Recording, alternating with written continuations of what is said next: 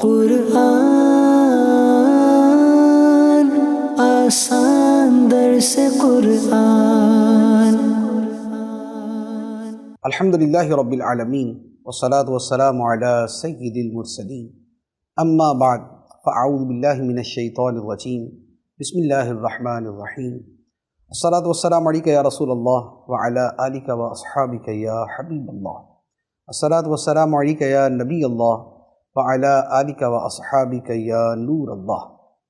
الحمدللہ آسان درس قرآن کے نام سے یہ ہمارا سلسلہ شروع ہونے جا رہا ہے، اور ہم اختصار کے ساتھ تفسیر قرآن بیان کریں گے۔ کوشش ہوگی زبان بھی آسان ہو، اختصار بھی ہو، مختصر وقت میں زیادہ سے زیادہ قرآن مجید کا ترجمہ اور اس کی تفسیر بیان کی جا سکے۔ قرآن اللہ تعالیٰ کی آخری کتاب ہے، کتاب ہدایت ہے۔ ہدایت ہے متقیوں کے لیے، ہدایت ہے لوگوں کے لیے۔ رمضان کے مہینے میں لوح محفوظ سے آسمان دنیا پہ اتری، اور اسی ماہ مبارک میں لیلۃ القدر میں اس کا نزول ہوا، اور پھر 23 سال کے عرصے میں تھوڑا تھوڑا کر کے یہ قرآن مجید سرکار دو عالم نور مجسم احمد مجتبیٰ محمد مصطفیٰ صلی اللہ علیہ وآلہ وسلم پر نازل ہوتا رہا، اور 23 سال کے عرصے میں اس کا نزول مکمل ہوا۔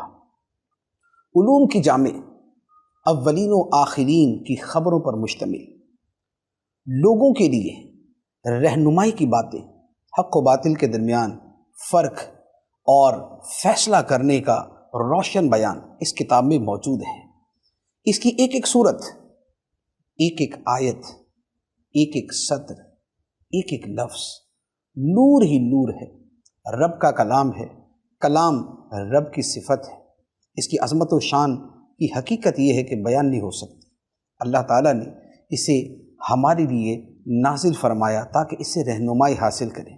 رہنمائی کے لیے اسے پڑھنا ضروری ہے، اسے سمجھنا ضروری ہے، اور سمجھنے کے لیے الحمدللہ ہم یہ سعادت حاصل کر رہے ہیں کہ آسان زبان میں اس کی تفسیر بیان کریں گے، سنیں گے، اور انشاءاللہ اس سے ہدایت حاصل کریں گے اور اس کی تعلیمات پہ عمل کریں گے۔ قرآن مجید کی پہلی سورت ہے سورہ فاتحہ۔ سورہ فاتحہ کی 7 آیتیں ہیں، اور اس سورہ مبارکہ کے بہت سے نام ہیں۔ اسے سورۃ الشفا بھی کہا جاتا ہے، کیونکہ یہ سورت پڑھ کے جس پر بھی دم کیا جائے، جس مرض کے لیے دم کیا جائے، اس سے شفا مل جاتی ہے۔ اس کے علاوہ اس کا نام سورہ الکتاب بھی ہے، کیونکہ کتاب اللہ قرآن مجید کی بنیاد اس میں موجود ہے۔ اس سورہ مبارکہ کی 7 آیتیں ہیں، اور بنیادی طور پہ آیت نمبر 1 سے لے کر 7 تک اس میں 4 مضامین کا بیان ہے۔ اس کا پہلا مضمون اللہ تعالیٰ کی حمد اور اس کی صفات کے بیان پر مشتمل ہے۔ دوسرا بیان صرف اللہ عز و جل کی عبادت کی جائے اور صرف اسی سے حقیقی طور پہ مدد مانگی جائے۔ اس کا تیسرا مضمون صراط مستقیم پر چلنے کی دعا ہے، اور چوتھا مضمون ہے وہ صراط مستقیم، وہ سیدھا راستہ ہوتا کیا ہے۔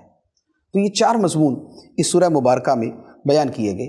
ارشاد ہوتا ہے، اعوذ باللہ من الشیطان الرجیم، بسم اللہ الرحمن الرحیم، الحمدللہ رب العالمین، الرحمن الرحیم، مالک یوم الدین، ایاک نعبد و ایاک نستعین، اہدنا الصراط المستقیم، صراط الذین انعمت علیہم غیر المغضوب علیہم ولا الضالین۔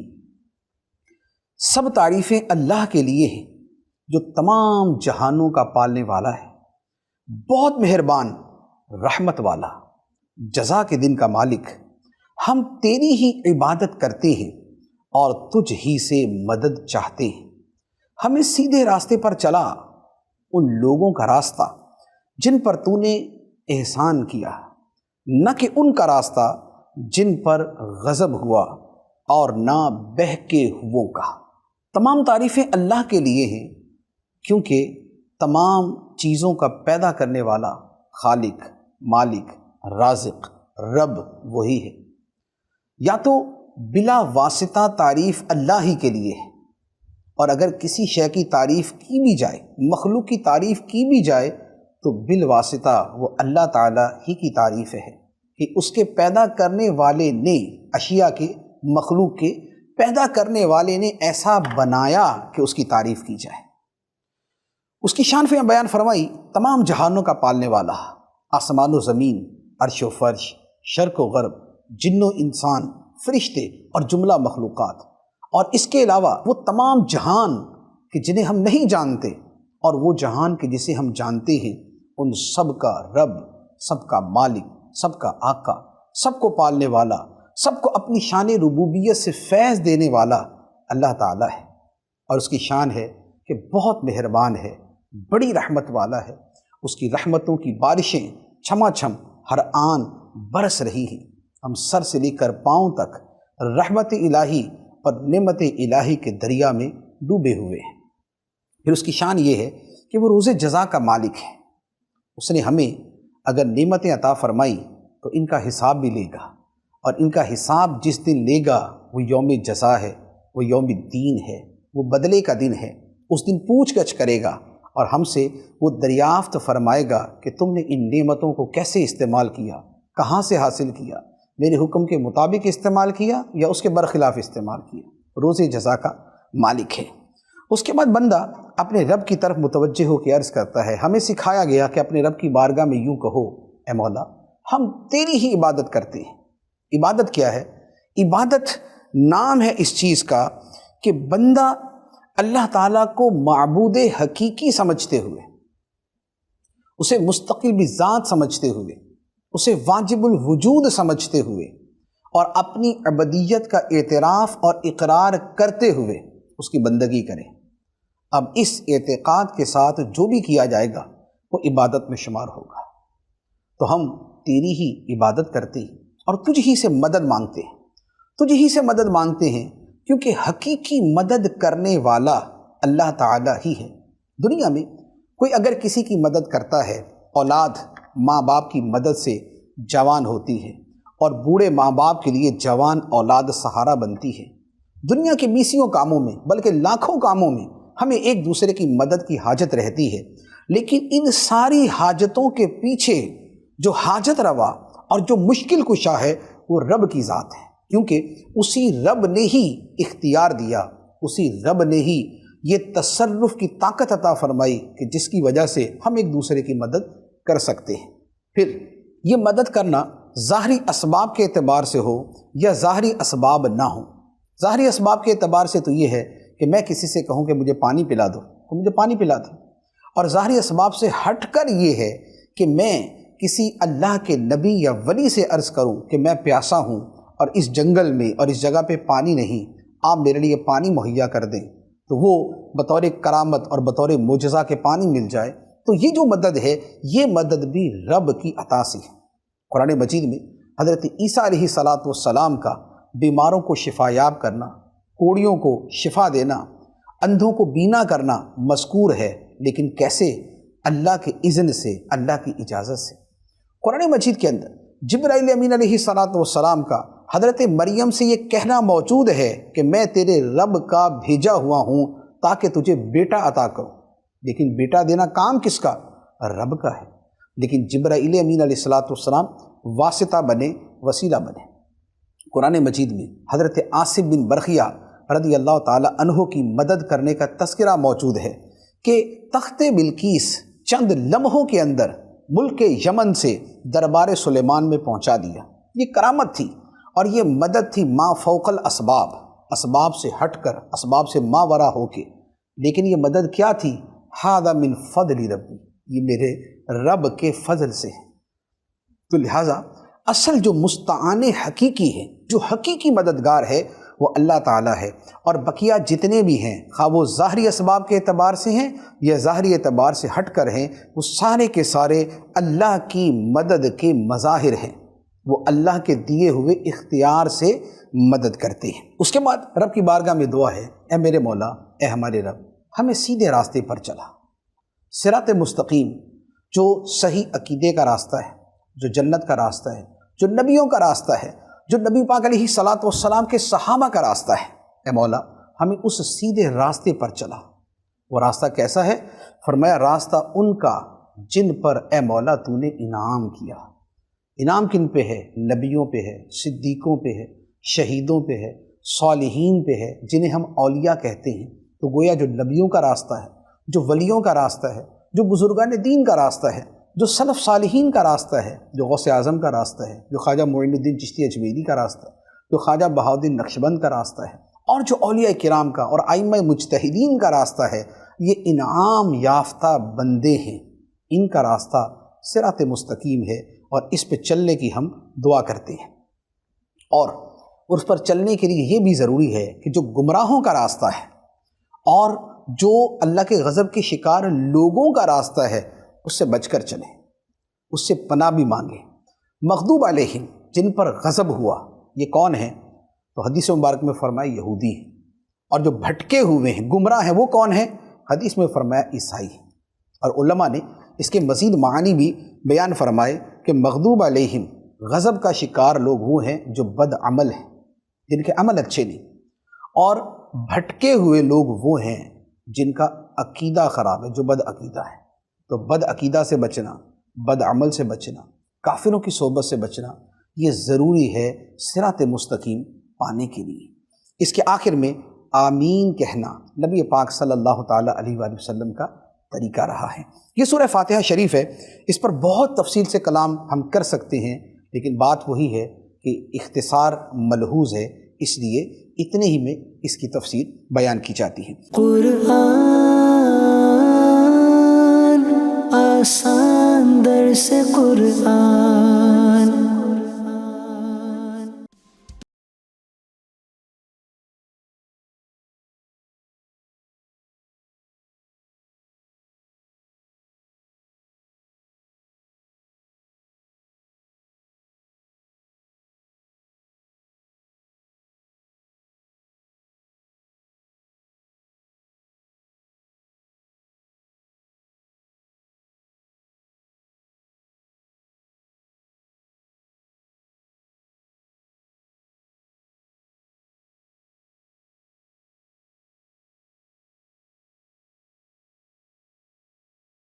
آواز انٹرٹینمنٹ کینیڈا کا سب سے زیادہ دیکھا جانے والا Urdu Hindi T V channel اب دستیاب ہے سیٹلائٹ اور کیبل پر۔ انڈیا، پاکستان، سعودی عرب، یونائٹڈ عرب امارات، Australia, New Zealand, United kingdom اور کئی سارے ممالکوں میں دستیاب۔ دنیا کے کونے کونے میں پہنچے گی آپ کی آواز، صرف اور صرف آواز انٹرٹینمنٹ کے ساتھ۔ دعوت اسلامی کا ایک شعبہ جامعۃ المدینہ، جس کی تقریباً 891 برانچز دنیا کے کئی ممالک میں قائم ہیں۔ کم و بیش 67,000 اسلامی بھائی اور اسلامی بہنیں بغیر کسی فیس کے عالم اور عالمہ کورس کر رہے ہیں۔ ان میں ہزاروں وہ ہیں جن کی اکوموڈیشن، کھانا پینا دعوت اسلامی کے ذمے ہے۔ آپ بھی ڈونیشنز کے ذریعے اس شعبے کے ساتھ تعاون کر سکتے ہیں۔ آپ کے چندے یعنی ڈونیشن کو کسی بھی جائز دینی، اصلاحی، فلاحی، روحانی، خیر خواہی اور بھلائی کے کام میں خرچ کیا جا سکتا ہے۔ دیکھیے لائیو جمعے کا خطبہ ہر جمعہ دوپہر 1:30 بجے۔ تھنک اباؤٹ اٹ ہر منگل شام 7 بجے۔ کچھ کھٹی کچھ میٹھی باتیں صرف باتوں ہی باتوں میں ہر جمعرات شام 8 بجے۔ بچوں کی دنیا ہر جمعہ شام 5 بجے۔ دیکھیے تکرار، کیجئے تکرار سمینہ جبین کے ساتھ ہر روز رات 9 بجے اور ریپیٹ صبح 9 بجے۔ آپ دیکھ رہے ہیں آواز انٹرٹینمنٹ، آواز آپ کی، چینل ہمارا، جڑیے ہم سے۔ قرآن آسان درس قرآن۔ اس کے بعد سورۃ البقرہ ہے۔ سورۃ البقرہ مدینہ منورہ میں نازل ہوئی، مدنی سورت ہے۔ اس کی 286 آیتیں ہیں، 286، اور اس کے 40 رکوع ہیں۔ یہ سورہ مبارکہ قرآن مجید کی سب سے لمبی سورت ہے، سب سے بڑی سورت ہے، اور بہت سی فضیلتوں کی حامل۔ اس سورہ مبارکہ میں آیت الکرسی ہے، جس کی عظمت و شان ظاہر ہے۔ اس سورہ مبارک کے آخر میں وہ آیتیں ہیں جنہیں کہا گیا کہ عرش کے نیچے کا خزانہ ہے۔ یہ سورہ مبارکہ وہ ہے جس گھر میں تلاوت روزانہ کی جائے، اس گھر میں جادو نہیں رہتا، اس میں جنات کے اثرات نہیں رہتے، ہر قسم کے شر سے وہاں پہ دوری رہتی ہے، اور اسے 2 نوروں میں سے ایک نور قرار دیا گیا ہے۔ یہ قرآن مجید کی عظیم ترین صورتوں میں سے ہے، اور اس میں بڑے خوبصورت بیانات ہیں معاشی، معاشرتی، اخلاقی اور تاریخی، اور بنی اسرائیل کی قوموں کے، حضرت ابراہیم علیہ السلام کے اور بہت سے انبیاء علیہ السلام کے واقعہ اس سورہ مبارکہ میں موجود ہیں۔ پیارے آقا صلی اللہ علیہ وآلہ وسلم کی عظمت و شان بھی اس سورہ مبارکہ میں بڑے خوبصورت انداز میں بیان کی گئی ہیں۔ سورت کی شروعات کرتے ہیں، ارشاد ہوتا ہے بسم اللہ الرحمن الرحیم، اللہ کے نام سے شروع جو نہایت مہربان رحمت والا ہے۔ الف لام میم، یہ حروف مقطعات ہیں۔ حروف مقطعات وہ جدا جدا حروف ہیں جو قرآن مجید کی بہت سی صورتوں کے شروع میں ہیں۔ ان کا معنی کیا ہے؟ اس کے بارے میں علماء فرماتے ہیں کہ یہ اللہ اور اللہ کے رسول صلی اللہ علیہ وآلہ وسلم کے درمیان اسرار کی باتیں ہیں، یہ راز کی باتیں ہیں، اس کا عام لوگوں کو علم نہیں ہو سکتا، یہ راز کی باتیں ہیں، اور اللہ تعالیٰ اس کا علم جسے چاہے عطا فرمائے۔ ہمارے آقا صلی اللہ علیہ وآلہ وسلم ان کے معانی جانتے تھے، اور بہت سے اولیاء کرام کے بارے میں کتابوں میں لکھا ہے کہ جنہوں نے یہ فرمایا کہ اللہ نے ان حروف مقطعات کے علوم اور اسرار ہمارے اوپر کھولے، تمام کے تمام نہیں لیکن بہت سارے اسرار ان حروف مقطعات کے کھولے گئے۔ ارشاد ہوتا ہے ذالک الکتاب لا ریب فیہ ھدی للمتقین، وہ بلند رتبہ کتاب جس میں کسی شک کی گنجائش نہیں، اس میں ڈرنے والوں کے لیے ہدایت ہے۔ یہ سورہ بقرہ کی دوسری آیت ہے، اور یہ سورہ بقرہ کی 1 سے لے کر جو 7 آیتیں ہیں، آیت نمبر 1 سے لے کے جو 7 آیتیں ہیں، اس میں 4 مضامین کا بیان ہے۔ پہلا ہے کہ قرآن شک و شبہ کی اس میں کوئی گنجائش نہیں۔ دوسرا موضوع ہے اس میں متقین کے اوصاف بیان کیے گئے۔ تیسرا موضوع ہے متقی لوگوں کا صلہ دنیا میں اور آخرت میں، اور چوتھا مضمون ہے کچھ خاص کافروں کا حال اور ان کا انجام۔ اب اس میں پہلی بات بیان فرمائی کہ یہ بلند رتبہ کتاب ہے جس میں کسی شک کی گنجائش نہیں، اس کی حقانیت اتنی قطعی، اتنی واضح ہے اور اتنے دلائل پر مشتمل ہے کہ اگر عقل سلیم والا حقیقتاً اس میں غور کرے تو کوئی شک باقی نہیں رہتا۔ اس میں متقیوں کے لیے ہدایت ہے۔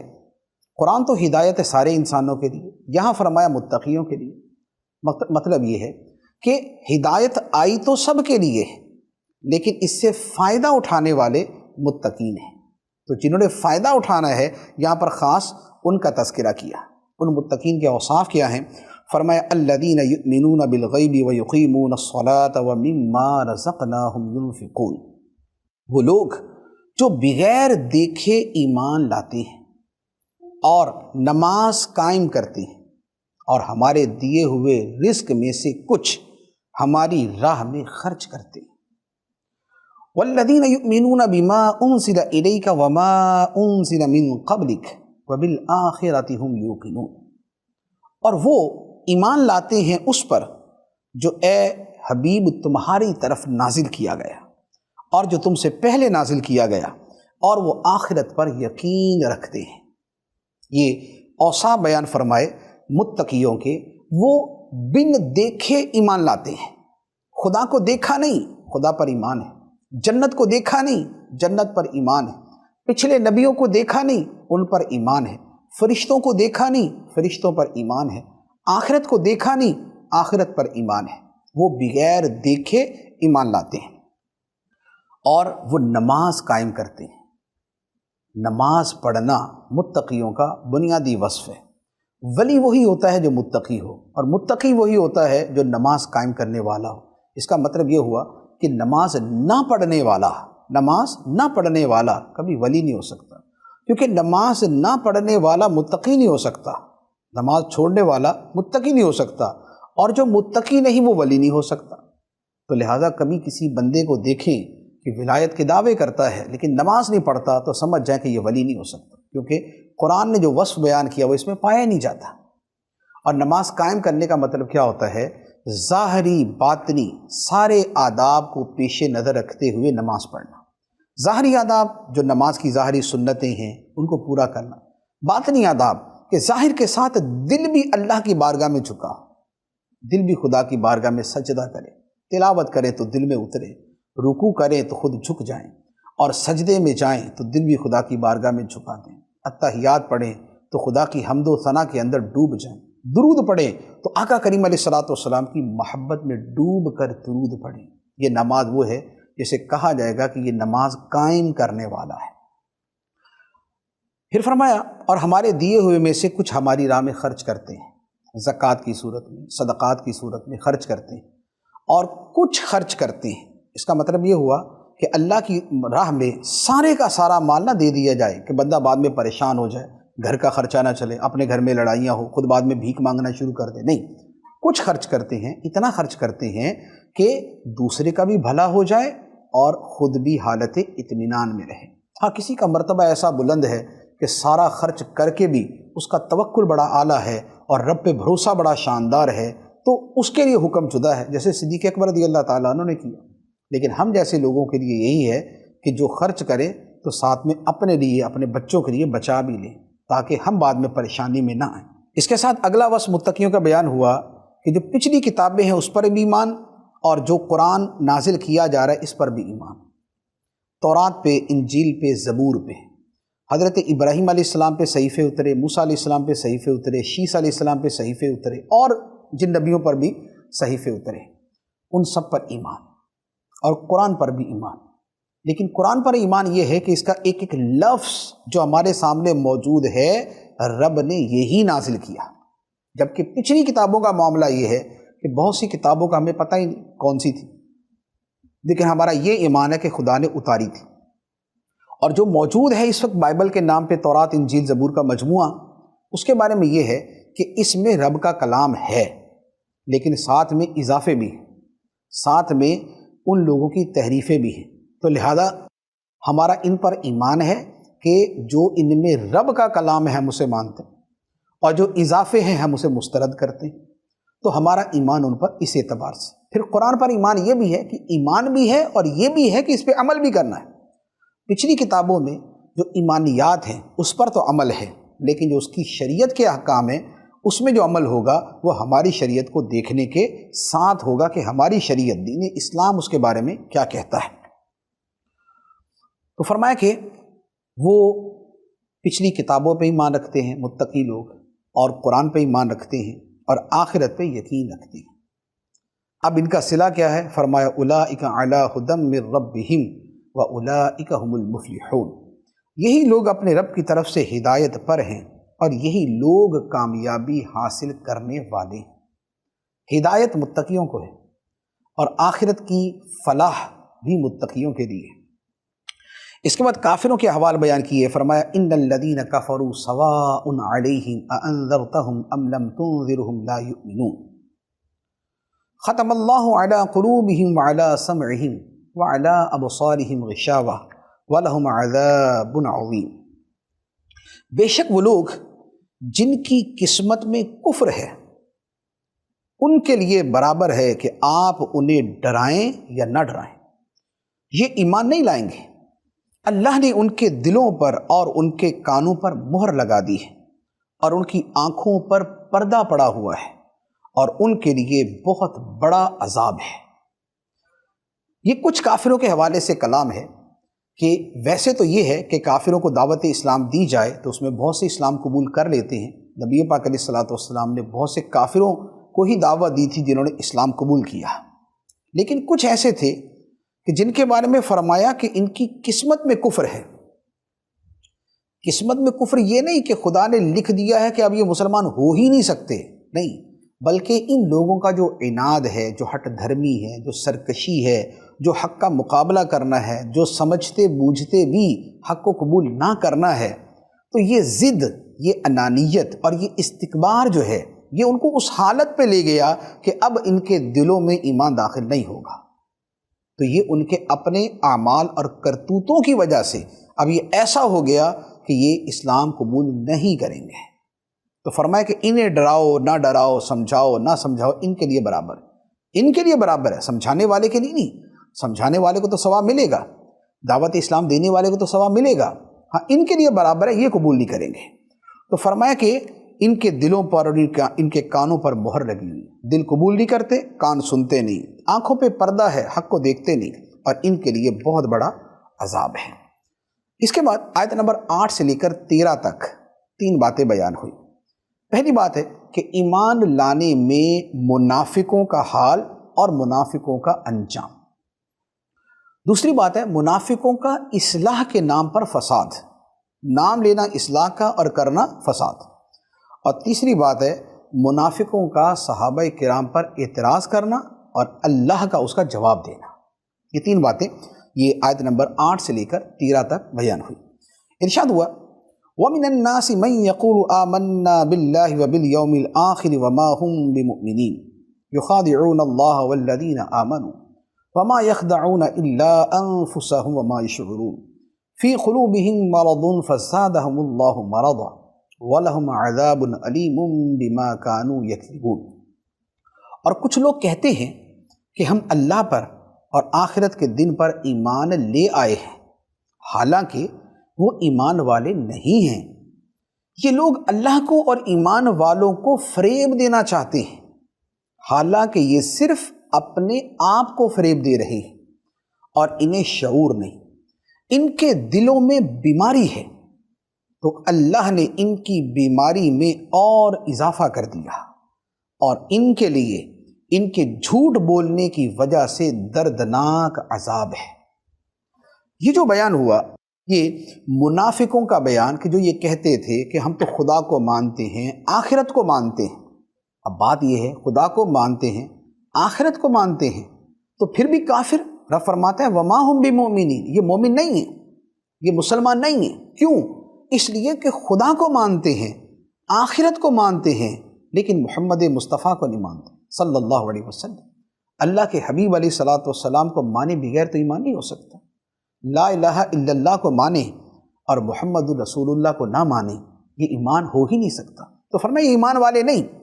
اور یہ جو آ کے کہتے ہیں جی ہم ایمان والے ہیں اور ہم بھی آخرت کو مانتے ہیں، فرمایا یہ تو مومنوں کو دھوکہ دینا چاہتے ہیں، اور ساتھ ہی فرمایا کہ یہ اللہ کو دھوکہ دینا چاہتے ہیں، اللہ کو فریب دینا چاہتے ہیں۔ لیکن فرمایا کہ یہ فریب نہیں دیتے مگر اپنی جانوں کو، یہ خود کو دھوکے میں ڈالے ہوئے کہ رب کو کیسے فریب دے سکتے ہیں۔ اب سوال یہ ہوتا ہے کہ یہ تو منافق بھی شاید نہیں سوچتے ہوں گے کہ ہم خدا کو فریب دے رہے ہیں۔ تو علماء نے اس کا جواب یہ دیا کہ اصل میں وہ سرکار دو عالم صلی اللہ علیہ وآلہ وسلم کو دھوکہ دینا چاہتے تھے۔ آپ کے پاس آ کے کہتے ہیں ہم تو آپ کو مانتے ہیں، تنہائی میں جا کے مذاق اڑاتے۔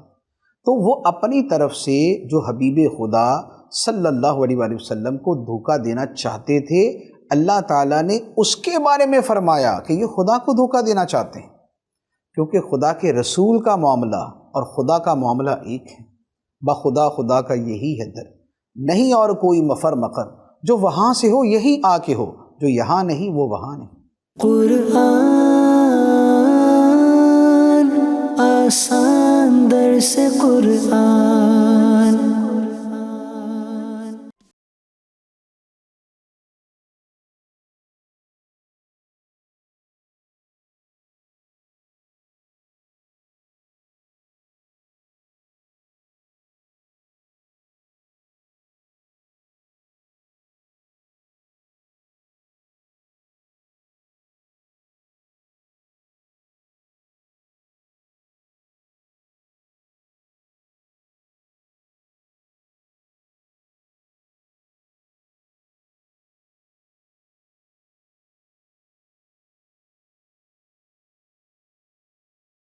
आवाज एंटरटेनमेंट कनाडा का सबसे ज्यादा देखा जाने वाला उर्दू हिंदी टीवी चैनल अब दस्तयाब है सैटेलाइट और केबल पर। इंडिया, पाकिस्तान, सऊदी अरब, United Arab इमिरात, Australia, New Zealand, United kingdom और कई सारे मुमालिकों में दस्तयाब। दुनिया के कोने कोने में पहुंचेगी आपकी आवाज, सिर्फ और सिर्फ आवाज एंटरटेनमेंट के साथ। दावत इस्लामी का एक शोबा जामियतुल मदीना, जिसकी तकरीबन 891 ब्रांचेस दुनिया के कई मुमालिक में कायम हैं। कमोबेश 67,000 इस्लामी भाई और इस्लामी बहनें बगैर किसी फीस के आलिम और आलिमा कोर्स कर रहे हैं। इनमें हजारों वो हैं जिनकी अकोमोडेशन, खाना पीना दावत इस्लामी के जिम्मे है। आप भी डोनेशंस के जरिए इस शोबे के साथ ताउन कर सकते हैं। आपके चंदे यानी डोनेशन को किसी भी जायज दीनी, इस्लाही, फलाही, रूहानी, खैर ख्वाही और भलाई के काम में खर्च किया जा सकता है। देखिए लाइव जुमे का खुतबा हर जुमा दोपहर 1:30 बजे। थिंक अबाउट इट हर मंगल शाम 7 बजे। कुछ खट्टी कुछ मीठी बातें सिर्फ बातों ही बातों में हर जुमेरात शाम 8 बजे। बच्चों की दुनिया हर जुमा शाम 5 बजे। देखिए तकरार, कीजिए तकरार समीना जबीन के साथ हर रोज रात 9 बजे और रिपीट सुबह 9 बजे। आप देख रहे हैं आवाज एंटरटेनमेंट, आवाज आपकी, चैनल हमारा, जुड़िए हमसे। कुरान आसान दर्स कुरान। तो नबी पाक अलैहिस्सलातु वस्सलाम को धोखा देने की कोशिश करना गोया ऐसा है जैसे रब को धोखा देना। तो अल्लाह ताला ने उसका यहाँ पर बयान फरमाया और फिर फरमाया कि इन लोगों के दिलों में बीमारी है। बीमारी क्या है? मुनाफकत की, नबी पाक अलैहिस्सलातु वस्सलाम से बुग़्ज़ की, आपसे जलने की, आपसे हसद की बीमारी है। तो अल्लाह ताला ने इनकी बीमारी में और इजाफ़ा कर दिया। और इजाफ़ा कैसे कर दिया कि ये सरकार की शान से जलते हैं, अल्लाह ताला ने सरकार की शान और बढ़ा दी। ये कुरान से जलते हैं, अल्लाह ताला ने कुरान पाक का और हिस्सा नाजिल कर दिया। तो फरमाया अल्लाह ने इनकी बीमारी को और बढ़ा दिया और इनके लिए इनके झूठ बोलने की वजह से दर्दनाक अजाब है।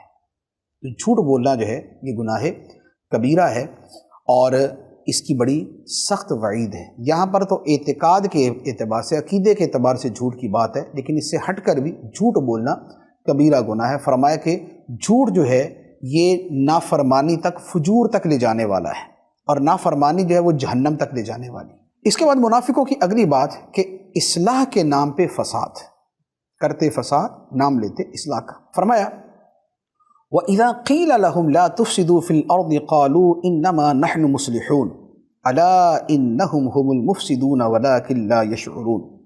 और जब उनसे कहा जाए कि ज़मीन में फसाद न करो तो कहते हैं कि हम तो इस्लाह करने वाले हैं।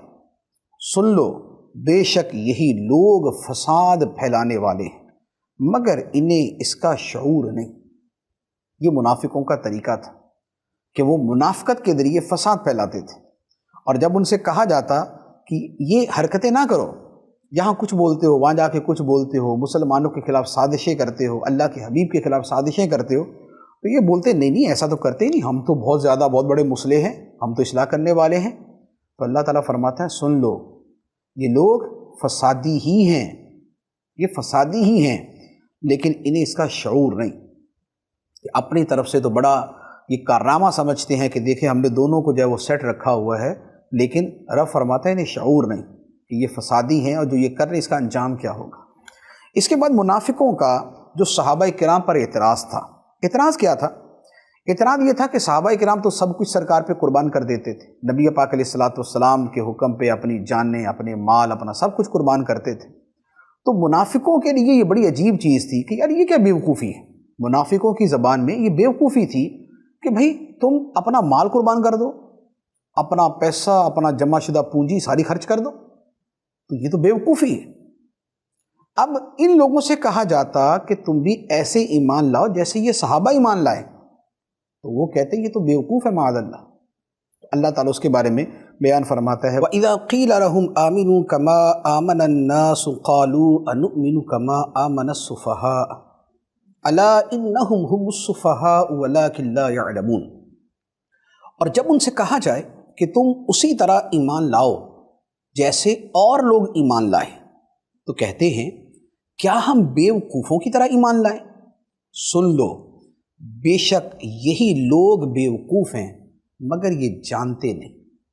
ये मुनाफिकों का वो जुमला था जो सहाबा किराम के बारे में था कि नबी पाक अलैहिस्सलातु वस्सलाम पे सब कुछ लुटा देने वाले और अपनी दुनिया को कुर्बान कर देने वाले یہ کوئی عقل مند تھوڑی ہے، دنیا تو برباد ہوگی ان کی۔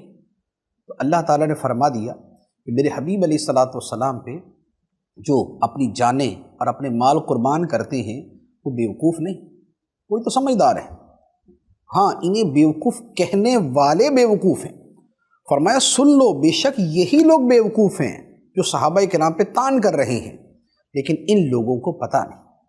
تو نبی پاک علیہ الصلاۃ والسلام کے صحابہ کرام وہ ہیں کہ جن کی عظمتیں رب نے قرآن میں بیان فرمائی، اور وہ صحابہ ہیں کہ جنہیں اللہ تعالیٰ نے منتخب کیا اپنے حبیب علیہ الصلاۃ والسلام کی صحبت کے لیے، آپ کے قرب میں بیٹھنے کے لیے اور آپ کے دین کو پوری دنیا میں پھیلانے کے لیے۔ تو صحابہ کرام کی عظمت و شان اتنی بڑی ہے کہ اس پہ طعن کرنے والے منافقین تھے، اور منافقوں کا یہ ہمیشہ سے وتیرہ رہا ہے۔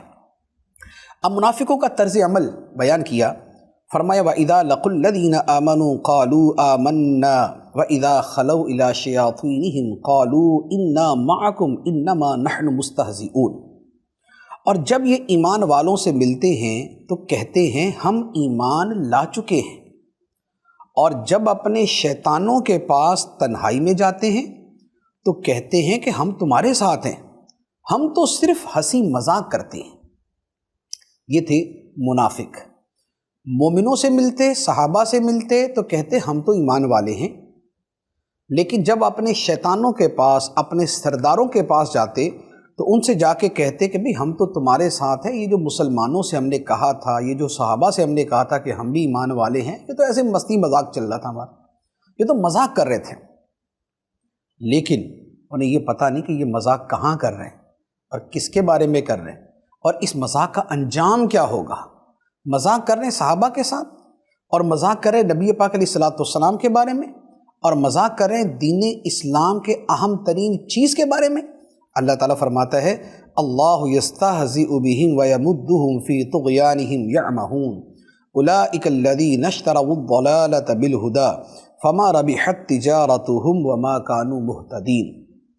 فرمایا اللہ ان کی ہنسی مذاق کا انہیں بدلہ دے گا، اللہ ان کی ہنسی مذاق کا انہیں بدلہ دے گا، اور ابھی وہ انہیں مہلت دے رہا ہے کہ اپنی سرکشی میں یہ بھٹکتے رہیں۔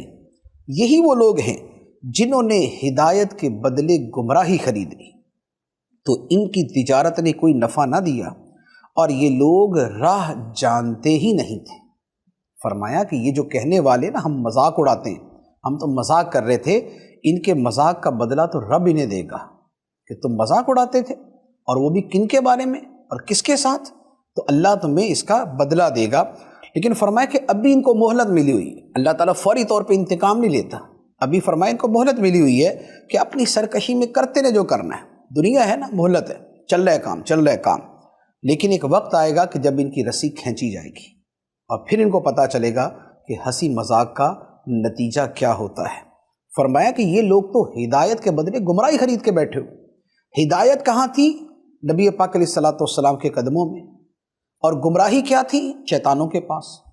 انہوں نے گمراہی کو اختیار کر لیا، اور وہ جو ادھر غلامی تھی، جو ابدی آزادی کا جو پیغام ہے، اسے چھوڑ دیا۔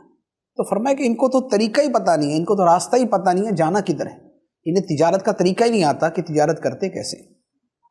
اب اس کے بعد اللہ تعالیٰ نے 2 مثالیں منافقوں کی بیان کی، اور وہ مثالیں اس اعتبار سے ہے کہ منافقوں کے سامنے حق آ گیا، حق کی روشنیاں ظاہر ہو گئی، اور ان کو یہ سمجھ بھی آ گئی کہ حق یہی ہے، لیکن اس کے باوجود انہوں نے حق اختیار نہ کیا اور باطل کی طرف چلے گئے۔ نبی پاک علیہ الصلاۃ والسلام پر ایمان نہ لائے، آپ کی غلامی اختیار نہ کی، بلکہ دنیاوی مفادات کی خاطر اپنا ایمان بیچ دیا۔ تو اللہ تعالیٰ نے ان کے بارے میں 2 مثالیں بیان فرمائی۔ پہلی مثال بیان فرمایا مثلہم کمثل الذی استوقد نارا فلما اضاءت ما حولہ ذهب اللہ بنورہم وترکہم فی ظلمات لا یبصرون صم بکم عمی فہم لا یرجعون۔ ان کی مثال اس شخص کی طرح ہے جس نے آگ روشن کی، پھر جب اس آگ نے اس کے آس پاس کو روشن کر دیا تو اللہ ان کا نور لے گیا اور انہیں تاریکیوں میں چھوڑ دیا۔ انہیں کچھ دکھائی نہیں دے رہا، بہرے، گونگے، اندھے ہیں، بس یہ لوٹ کر نہیں آئیں گے۔ مثال کا جو خلاصہ ہے وہ میں عرض کر دیتا ہوں، وہ یہ ہے کہ جیسے ایک جگہ تاریکی ہے، اندھیرا ہے، اور وہاں پر کسی نے آگ روشن کی۔ جب آگ روشن کی تو ہر طرف روشنی پھیل گئی، آگ جلائی، روشنی پھیل گئی۔ اس روشنی کے اندر اب راستہ نظر آ رہا ہے۔ جو بندہ یہ چاہے کہ اپنے راستے پر چلے، اس کے لیے روشنی موجود۔ لیکن ان منافقوں کا معاملہ یہ ہے کہ ان کے سامنے قرآن کی روشنی آ چکی، ہدایت کی روشنی آ چکی، اگر یہ چاہیں تو اس روشنی میں چلیں اور اس سے اپنے راستے کو پہچان لیں، لیکن پرابلم یہ ہے کہ یہ لوگ اس کی روشنی سے فائدہ نہیں اٹھاتے، بلکہ اپنے تردد، اپنے تذبذب اور اپنی جو ہے وہ بس کشمکش کے اندر رہتے ہیں، اور جس کا نتیجہ یہ ہوتا ہے کہ وہ ہدایت ان سے چلی جاتی ہے اور یہ اسی گمراہی میں اور اسی تاریکی میں بھٹکتے رہتے ہیں۔ تو یہ منافقوں کی پہلی مثال بیان فرمائی، تو فرمایا کہ ان کا حال یہ ہے کہ ان کے کان بہرے ہیں حق کی بات سننے سے، ان کی آنکھیں اندھی ہیں حق کی بات دیکھنے سے، اور ان کی زبانیں گونگی ہیں حق کی بات کا اعتراف کرنے سے، اقرار کرنے سے، تو لہذا یہ لوٹ کر واپس نہیں آئیں گے۔ تو یہ منافقوں کے حق کو جانتے بوجھتے مسترد کرنے کے نتیجے میں ان کے ساتھ یہ معاملہ ہوا۔ دوسری مثال بیان فرمایا او کصیب من السماء فیہ ظلمات ورعد وبرق یجعلون اصابعهم فی آذانهم من الصواعق حذر الموت واللہ محیط بالکافرین یکاد البرق یخطف ابصارهم کلما اضاء لهم مشوا فیہ وَإِذَا أَظْلَمَ عَلَيْهِمْ قَامُوا وَلَوْ شَاءَ اللَّهُ لَذَهَبَ بِسَمْعِهِمْ وَأَبْصَارِهِمْ إِنَّ اللَّهَ عَلَى كُلِّ شَيْءٍ قَدِيرٌ۔ دوسری مثال بیان کرتے ہوئے فرمایا، یا ان کی مثال آسمان سے اترنے والی بارش کی طرح ہے، جس بارش میں تاریکیاں اور گرج اور چمک ہے، یہ زوردار کڑک کی وجہ سے، موت کے ڈر سے اپنے کانوں میں انگلیاں ٹھونس رہے ہیں، حالانکہ اللہ کافروں کو گھیرے ہوئے ہے۔ بجلی یوں لگتی ہے، یوں معلوم ہوتی ہے کہ ان کی آنکھیں اچک کر لے جائے گی۔ حالت یہ ہے کہ جب کچھ روشنی ہوئی تو اس میں چلنے لگے، اور جب ان پر اندھیرا چھا گیا تو کھڑے رہ گئے، اور اگر اللہ چاہتا تو ان کے کان اور آنکھیں سلب کر لیتا، بے شک اللہ ہر شے پر قادر ہے۔ یہ دوسری مثال جو ہے یہ اس اعتبار سے ہے کہ اللہ تعالیٰ نے آسمان سے ہدایت اتاری قرآن کی صورت میں۔ اس قرآن کے اندر بشارتیں بھی ہیں ایمان والوں کے لیے، اس میں وعیدیں بھی ہیں کافروں کے لیے، اور اس کی وعیدوں کے اندر ایک جو زور ہے اور ایک جو دلوں کو ہلا دینے والی کیفیت ہے وہ موجود ہے۔ اب ہوتا یہ ہے کہ جب اسلام کو کچھ ظاہری اعتبار سے کچھ دنیاوی ترقی ملتی ہے اور منافقوں کو یہ نظر آتا ہے کہ اسلام قبول کرنے میں پیسہ ملے گا، مفاد ملے گا، تو یہ اسلام کی روشنی میں چلنے لگتے ہیں، مشوفی، یہ اس کی روشنی میں چلنے لگتے۔ لیکن جب کوئی وعید اترتی ہے یا کوئی ظاہری اعتبار سے نقصان ہوتا ہے تو پھر یہ ڈر جاتے ہیں اور کھڑے ہو جاتے ہیں کہ نہیں بھائی اسلام قبول کرنے میں یہ پرابلم آ جائے گی، ہم نہیں کریں گے۔ تو فرمایا کہ مفاد کے اوپر اسلام کے ساتھ چلنے لگتے ہیں، نقصان کی صورت میں کھڑے رہ جاتے ہیں، اسلام کے ساتھ نہیں چلتے۔ تو فرمایا کہ منافقوں کی یہ حالت ہے، اور واقعتاً یہی طریقہ تھا کہ جب لگتا کہ مسلمان ہونے کے اندر یہ فائدے ہوں گے، یہ فائدے ہوں گے، تو پھر اسلام کے ساتھ چلتے، اور جب لگتا کہ نہیں بھی قربانی بھی دینی پڑے گی، جان بھی قربان کرنی پڑے گی، مال بھی دینا پڑے گا، تو پھر ٹھہر جاتے، نہیں بھی یہ نہیں کام ہو سکتا ہم سے۔ تو فرمایا کہ منافقوں کی یہ کیفیت ہے، لیکن نتیجہ یہ کہ بہرحال اسلام کے فیض سے فیض یاب نہ ہو سکے، محروم رہ گئے۔ فرمایا اگر اللہ چاہتا تو یہ جو اپنے کان بند کرتے ہیں انگلیاں ٹھونس کے تاکہ ان کے کانوں تک قرآن نہ جائے اور قرآن کی وعیدیں نہ جائے، تو فرمایا اس طرح کرنے سے کوئی فائدہ نہیں۔ اللہ چاہتا تو ان کے کان اور ان کی آنکھیں سلب کر لیتا، لیکن اللہ تعالیٰ نے دنیا کے اندر مہلت دی ہوئی ہے۔ بے شک اللہ ہر شے پر بہت قدرت رکھنے والا ہے۔ اللہ تعالیٰ ہر شے پہ قادر ہے، چاہے تو ان کو دنیا کے اندر ہی مس کر دے، چہرے بگاڑ دے، آنکھیں سلب کر لے، کان ختم کر دے، اللہ تعالیٰ ہر شے پر قادر ہے۔ شے کا مطلب ہوتا ہے ہر ممکن چیز، ہر ممکن، تو اللہ تعالیٰ ہر ممکن پر قادر ہے۔ اس کا جو پراپر ترجمہ بنتا ہے وہ یہ بنتا ہے بے شک اللہ ہر شے پر قادر ہے، یعنی اللہ تعالیٰ ہر ممکن پر قادر ہے۔ تو یہ الحمدللہ آج کے درس میں سورہ فاتحہ شریف کی 7 آیتیں اور سورۃ البقرہ کی 20 آیتوں کا ہم نے درس سنا۔ اللہ تبارک و تعالی قرآن پاک کے انوار سے ہمارے سینوں کو معمور فرمائے، اور یہ جو آسان تفسیر قرآن ہے اسے سن کر اس پر عمل کرنے کی توفیق عطا فرمائے، آمین بجاہ النبی الامین صلی اللہ علیہ وسلم۔ قرآن آسان درس قرآن